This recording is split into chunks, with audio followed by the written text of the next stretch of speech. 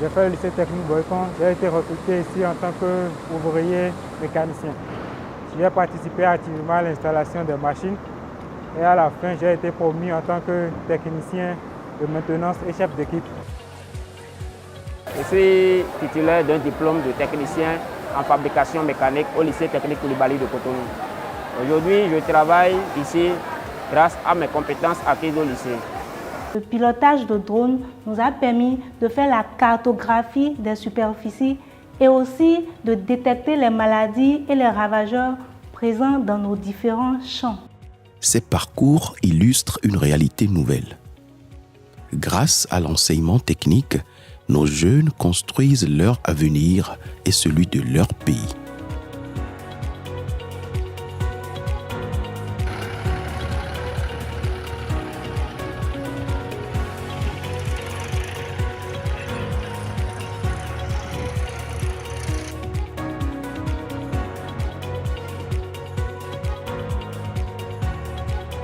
En 2016, le secteur était dans un état préoccupant.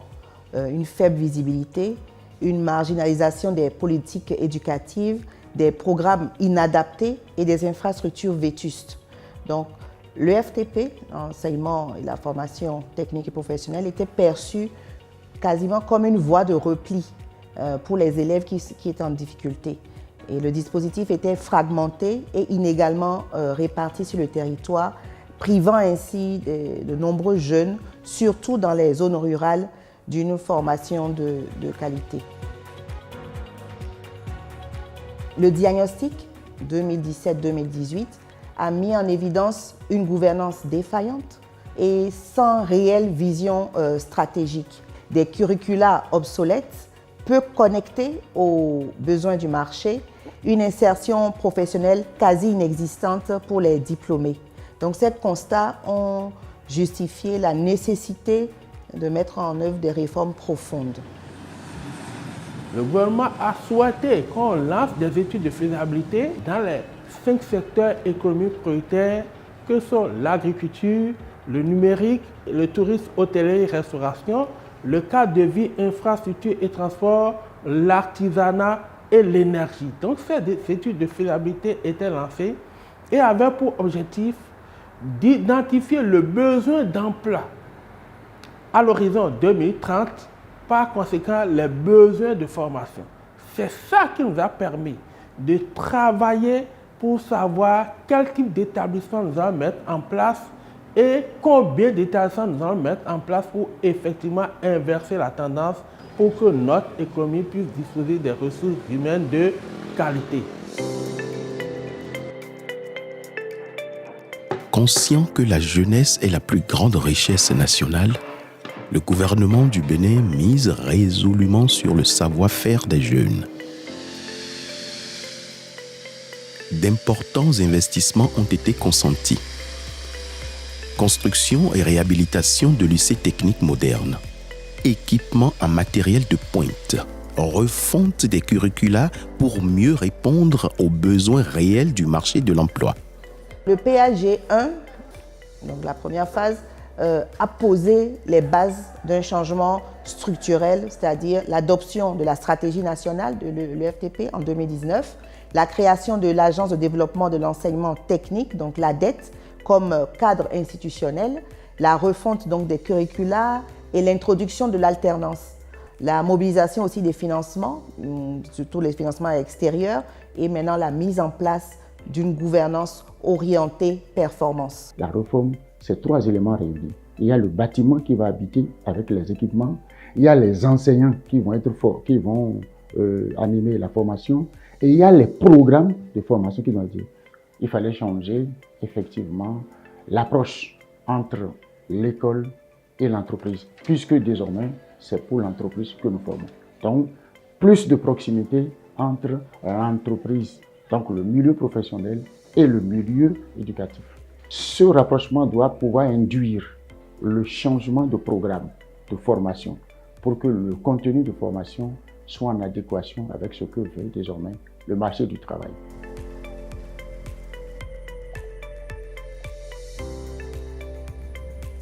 La deuxième phase, le PAG 2, Les résultats sont plus tangibles et ils sont de plusieurs ordres. D'abord, au niveau des infrastructures, nous avons la construction du lycée technique professionnel de Bopa et la création de l'école des métiers du numérique.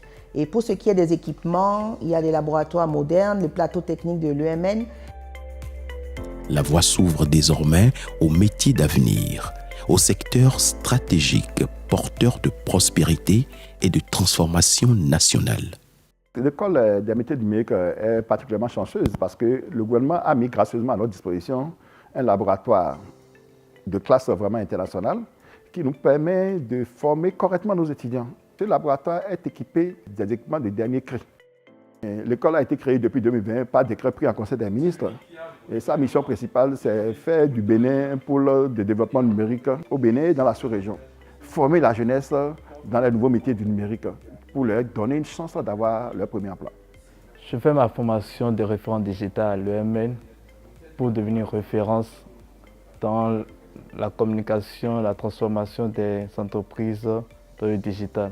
Je pense que ma formation ici me garantira une place de marketing digital. Avoir ceux qui ont fini et avec tout ce qu'on a eu à entendre sur la formation, je pense que c'est vraiment le lieu idéal pour se faire former. Une fois que nous finissons cette formation, on serait certifié dans plusieurs métiers. On a le choix vraiment d'exercer sur le terrain, voire même aider beaucoup les entreprises et d'autres services publics. J'aurai plein d'opportunités de travailler, de servir mon pays avec cette formation parce que, en tout cas, chez moi, je peux dire que cette formation serait la bienvenue. Et pour faire les affiches à l'entreprise, vous êtes référent. Cette formation met à leur disposition 4 blocs de compétences principales et chaque compétence prise individuellement constitue pour eux un métier. Toutes les formations de l'école des métiers numériques en général sont des formations carrément 93-95% pratiques. À la fin de chaque formation, ils vont directement en entreprise pour une immersion. Cette immersion fait partie de la formation.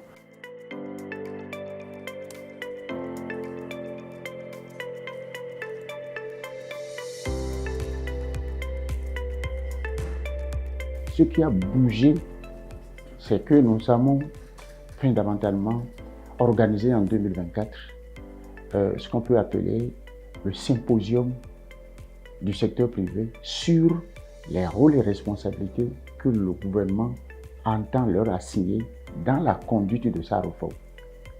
Un nouvel acquis dont on peut parler, c'est de regarder un peu au niveau des établissements et de leur positionnement, quelles sont les entreprises sectorielles qui interviennent dans leur champ de formation. Et donc nous avons comme responsabilité également de réseauter les entreprises autour des établissements par rapport à leur offre de formation. À la date d'aujourd'hui, nous avons réussi à mettre en réseau au niveau de tous les établissements d'enseignement technique agricole. Nous avons fait le même travail au niveau des centres de formation professionnelle d'apprentissage, les CFPA. Les 12, on a réseauté autour de ces centres de formation professionnelle les entreprises artisanales avec lesquelles ils travaillent pour les mettre ensemble.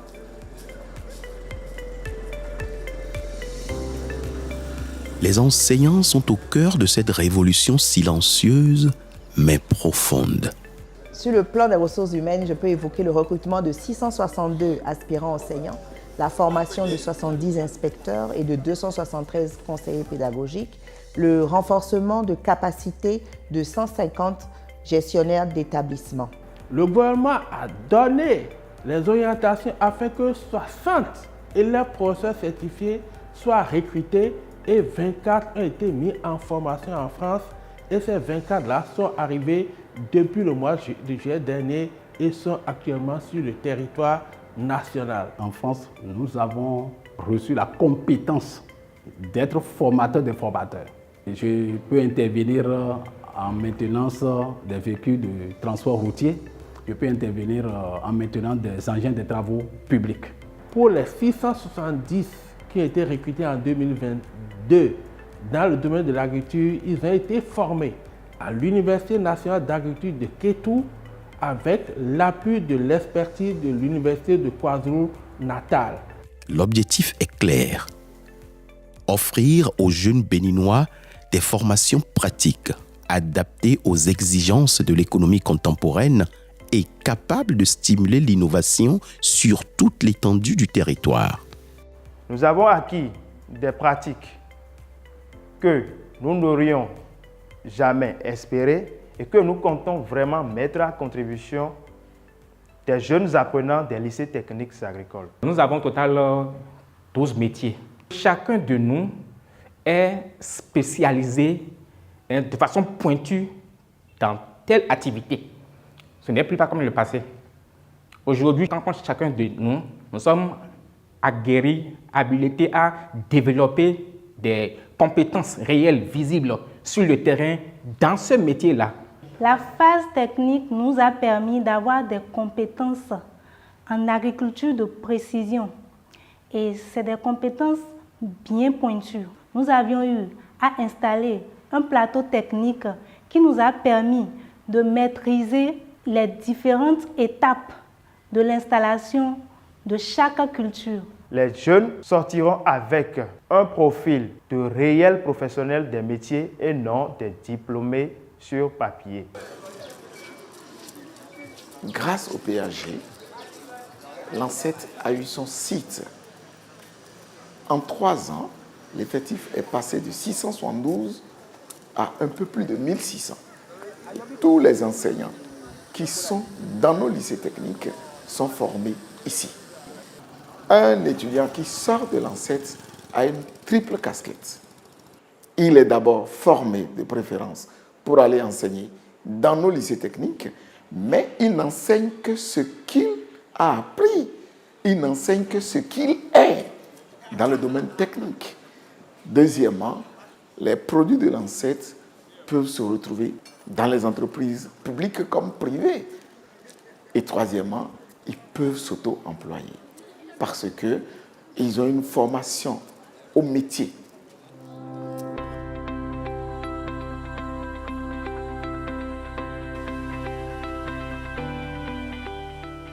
Tout est beau aujourd'hui, mais si nous remontons à 4 ans en arrière, nous travaillons vraiment avec les moyens du bord.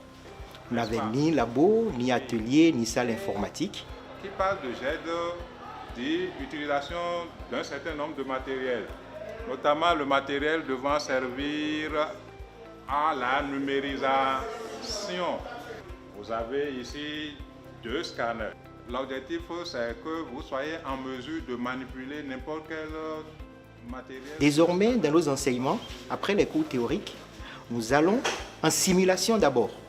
C'est justement ce que font nos apprenants juste derrière nous. Et après la simulation, nous allons dans les ateliers pratiques pour véritablement confirmer les résultats que nous avons déjà eus d'abord en TD, puis en simulation et finalement en travaux pratiques. Désormais, nous réussissons à faire de bout en bout toute la chaîne. Chers apprenants, nous sommes à la fin de ce premier TP et vous allez veiller à la sauvegarde correcte de vos fichiers de simulation pour qu'on puisse les récupérer après pour... Si on veut faire un technicien de pont et chaussée, quelles sont les compétences qui sont nécessaires à avoir? Comment on répartit ces compétences-là tous les 6 mois, par exemple, de manière à ce que quand il finit 6 mois, il puisse dire « moi, je suis une capacité de faire ça ». Après, il ajoute un autre, après, il ajoute un autre pour faire le diplôme. Mais le type peut être en formation et déjà faire valoir une partie de ses compétences et qui lui donne d'abord l'assurance que je suis sûr que si je finis, je vais trouver du travail. Et en même temps, ça rassure l'entreprise que, ah oui, l'école, ce que fait l'école rime bien sûr avec ce dont j'ai besoin. Vous voyez, avant, c'est pas ça. Donc aujourd'hui, donc, on quitte l'approche curriculaire pour aller vers l'approche modulaire. Là où j'ai fait les stages académiques, mes patrons, s'ils ont des boulots sur les chantiers, ils m'appellent des fois et je les accompagne et on travaille. Là, je gagne un peu aussi. Dans le pays maintenant, on peut dire que c'est l'enseignement technique qui domine. On n'a plus, le CEG n'est plus à la mode. Nous sommes des secrétaires de qualité en devenir. Tout ceci grâce à la formation de qualité que nous recevons ici. Actuellement, maintenant, si nous prenons l'exemple, nous sommes en train de faire le cours sur la dématérialisation, la gestion électronique des documents. Dans l'enseignement technique, ce qui compte, c'est l'insertion. Ce n'est pas les résultats au bac, tout ça là. Les enfants doivent être suivis et en fin de compte, ils doivent trouver un métier. C'est quand ils ont trouvé un métier que nous avons accompli notre mission. Et dans cette évolution qui a commencé, il y a la spécialisation. Par exemple, dans le futur, ce qui est prévu pour le lycée technique et professionnel de Kandi, c'est les métiers des secteurs des bâtiments et travaux publics et la maintenance des véhicules automobiles. Le lycée agricole de Banikwara est l'un des lycées qui doivent être réhabilités. Ce qui va surtout changer, c'est que la formation serait beaucoup plus pointue. Ce n'est pas aujourd'hui où nous formons dans les spécialités, on ne parlera plus de spécialités, mais on parlera plutôt de métiers. Désormais, le lycée de Banikwara sera spécialisé dans la production des plantes à fibres et textiles, dans l'aviculture, c'est-à-dire l'élevage des volailles, dans la cuniculture, l'élevage des lapins, et dans l'élevage non conventionnel. Il y aura également la culture vivrière et légumineuse. Et à côté de cela, l'unité économique à vocation pédagogique sera un secteur où la production sera faite à grande échelle. Ce sera une innovation qui ne dit pas son nom. La réhabilitation du lycée agricole de Banikwara maintenant là, nous les producteurs, ça va nous avantager beaucoup.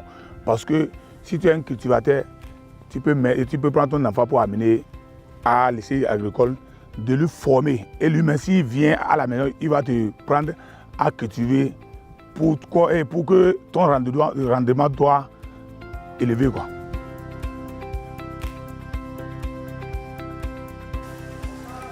Nous formons les produits pour ces lycées-là. Si nous ne sommes pas en partenariat, dans un tandem intelligent, la formation que nous donnons ici risque d'être en déphasage avec les besoins réels de nos lycées. Et au-delà de nos frontières, nous avons des partenariats à l'étranger. Nous avons un partenariat avec une structure canadienne qui s'appelle Catalyst et un expert canadien. Par le biais de ce partenariat, vient pour nous donner des appuis techniques ici, aussi bien pour renforcer les capacités du personnel enseignant qui interviennent ici, mais également nous renforcer au niveau d'un certain nombre de plateaux techniques en hôtellerie-restauration. Et il aura également à travailler avec nos étudiants pour des pratiques. Nous sommes en train de développer un partenariat avec la Chambre des métiers du Pays de la Loire en France pour envoyer certains de nos étudiants là-bas en immersion. Ce que nous avons pu faire aussi, nous avons essayé de mettre en place ce qu'on appelle les commissions techniques sectorielles.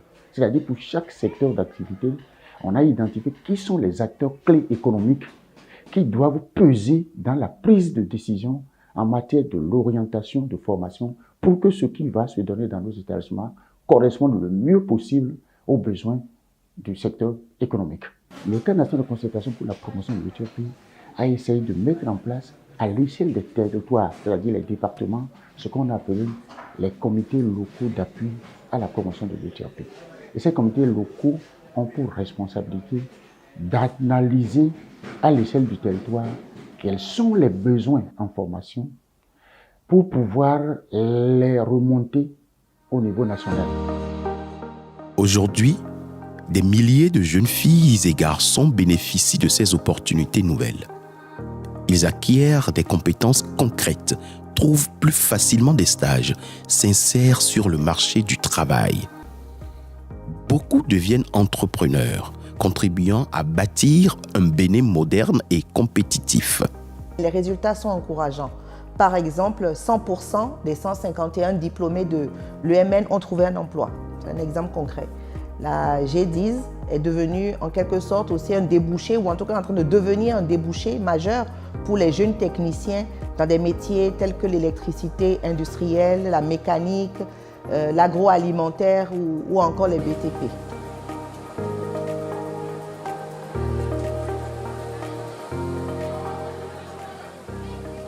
Quand je viens le matin, je fais un tour sur toutes les lignes, je vérifie l'état des machines, la propriété, et j'interviens sur les machines qui ont des pannes.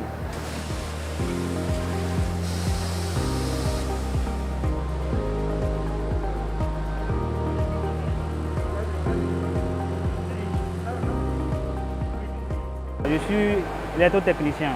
Je travaille à l'AG de Diaza, précisément à Bénin Textile, en tant que technicien de maintenance. Et sans mentir, je suis très fier de ce que je fais parce que je ne m'attendais pas à ça.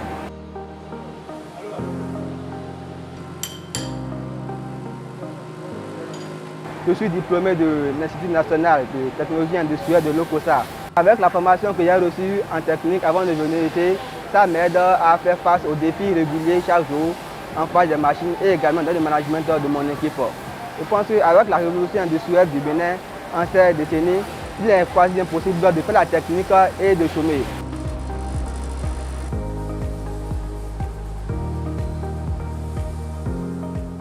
Le lien entre formation et emploi est renforcé. Les entreprises deviennent partenaires des écoles, offrant stages et opportunités professionnelles. C'est toute l'économie nationale qui bénéficie de cette dynamique nouvelle. Des entreprises trouvent désormais une main-d'œuvre qualifiée, des start-up voient le jour et l'innovation locale se développe. Ce sont des domaines dont notre pays a besoin pour se construire. Donc, c'est des domaines où il ne manquera pas d'emplois. Donc, on réglera en même temps la question du chômage et on valorisera le capital humain par cette stratégie.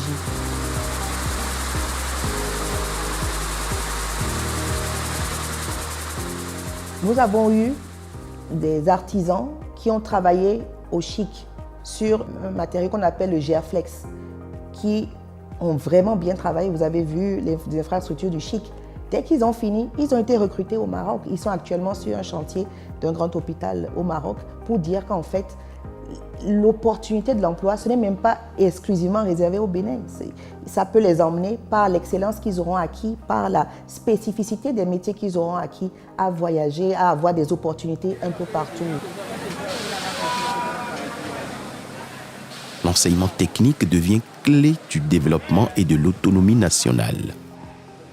Chaque infrastructure construite, chaque enseignant formé, chaque apprenant inséré est une victoire collective.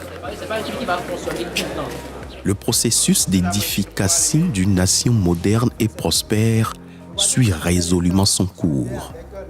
Les défis sont réels, mais les perspectives prometteuses.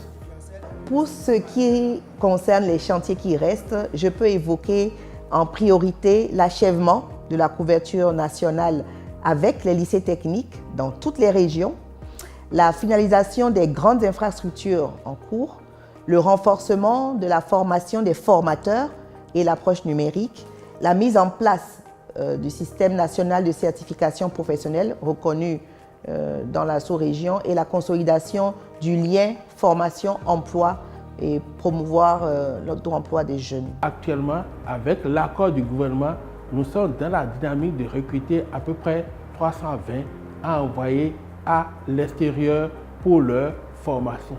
Ces 320 seront formés. Parmi les 320, certains seront formés probablement au Brésil et d'autres au Maroc. Nous sommes en train de travailler aussi avec l'Office de la formation professionnelle de la promotion du travail afin que 20 de nos enseignants qui sont en situation de classe soient envoyés en renforcement de capacité au Maroc. Lorsque la décision avait été prise en 2020-2021 de construire de nouveaux établissements, de changer tout ce paradigme-là, il y a eu que la nécessité de bien faire a ralenti un peu le calendrier, de manière à ce que, on n'ait pas pu arriver à construire encore.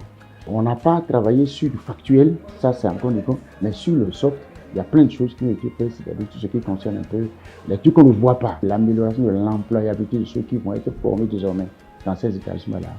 Beaucoup de choses sont en train d'être faites dans ce sens-là. Les programmes sont révisés, les professeurs sont en train d'être formés, et puis ensuite on est en train de tisser ce partenariat entre l'école et l'entreprise. Des tests d'application sont pris, des tests d'application de la loi cadre.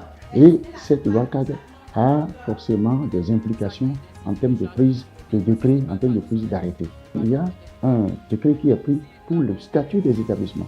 Et il y a un autre décret qui est pris pour affiner le financement un peu de nos établissements. Et donc voilà autant de textes qui sont pris et qui donnent la garantie qu'on est en train d'aller vers un chemin de non-retour.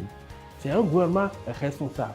les financements étant mobilisés, les partenaires étant disposés à nous accompagner, et le budget national aussi a beaucoup contribué à ces éléments parce que je voudrais préciser que tout ce qui est étude a été financé par le budget national, c'est qu'il n'y aura pas d'éléphant blanc. Je voudrais demander seulement aux populations béninoises d'être un peu patients. Ces lycées vont sortir des terres, seront bien équipés, auront les enseignants, les formateurs qu'il faut pour assurer les formations de qualité de nos enfants, de nos jeunes frères, de nos parents. Aux jeunes, je voudrais dire que ces réformes sont une chance réelle pour leur avenir, pour le débouché d'emploi. Et aux jeunes filles en particulier, je voudrais dire d'oser aller vers les métiers scientifiques, donc de s'intéresser également avec beaucoup d'applications et d'assiduité aux matières scientifiques, tout ce qui est technique, parce que c'était des domaines autrefois réservés uniquement aux garçons, aux hommes. Et elles y ont également toute leur place et tout leur avenir. Nous sommes assez satisfaits et nous remercions chaleureusement tout le dispositif mis en place dans le cadre du PAG. Le gouvernement béninois est résolument engagé à poursuivre la réforme de l'enseignement technique et professionnel. Et chaque jour, nous travaillons à moderniser les infrastructures, à diversifier les filières, à renforcer la formation des enseignants, à rapprocher l'école du monde productif. Le chemin est tracé, les bases solides sont déjà posées et vous pouvez avoir confiance. L'avenir de l'ERTP sera encore plus prometteur.